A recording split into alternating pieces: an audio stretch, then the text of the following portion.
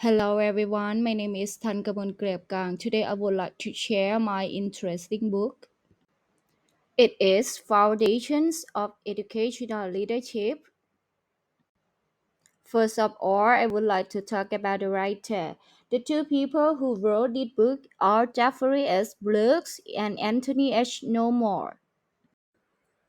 Key concept about this book: the book aims to equip leaders with adaptable approaches to meet the diverse needs of students and educators. It encourages leaders to leverage their strengths, address weaknesses, and embrace continual learning to drive positive change in education. This book is organized into 12 chapters. For Chapter 1, Educational Leadership, in this chapter, identify 10 key areas of practice that educational leaders need to understand to lead education effectively at local, national, and global levels. And Chapter 2, Political Leadership, this chapter provides advice for educational leaders on handling the intricacy of politics in education through understanding political philosophy, fostering political literacy, and mastering negotiation and advocate for change within education system. In chapter 3 is about economic leadership. This chapter offers valuable perspective on economic aspect of school leadership, emphasizing the significance of grasping economic principles and applying them within educational contexts. Leader who possesses financial expertise can adeptly address budgetary obstacles and advance fairness and quality in distributing resources. And in chapter 4 is about cultural leadership.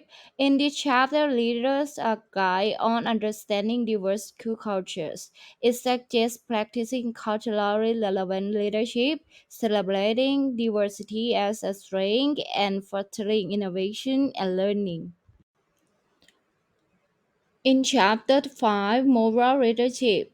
In this chapter, discuss a moral literacy approach to analyzing social events, emphasizing how equity and equality foster trust, include moral responsibility as a human being, as a citizen and public servant, as an educator, as an educational administrator, and educational leader. In Chapter 6, Pedagogical Leadership. In this chapter, pedagogy and leadership in education are explored, covering concepts like assessment, curriculum, pedagogy, evaluation, learning, and instruction. Activities are provided to help leaders analyze how these concepts are implemented in their school. And what about chapter 7? Chapter 7 is information leadership. In this chapter, incorporate the following key elements: digital device, social justice leadership, integrate learning systems, access and equity, information literacy, ethical paradigms. How about chapter 8? Chapter 8 is about organizational leadership.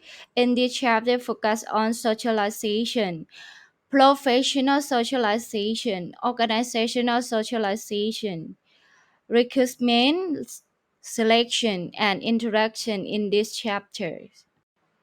What is in chapter 9?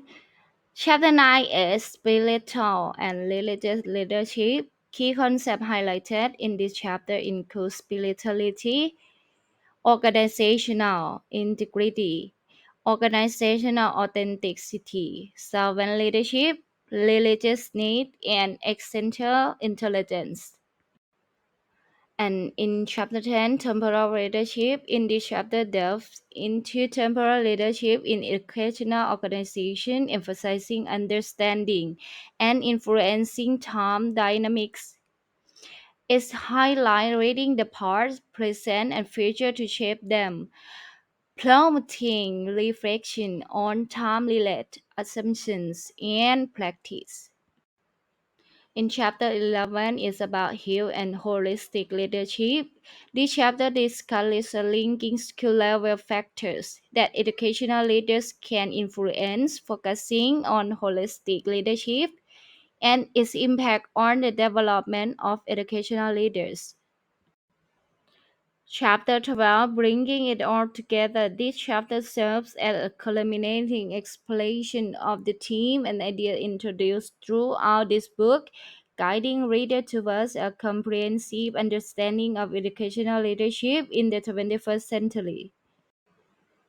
Why should read this book? This book offers new perspective and insight on influencing, teaching, and learning issues impacting leadership within organization.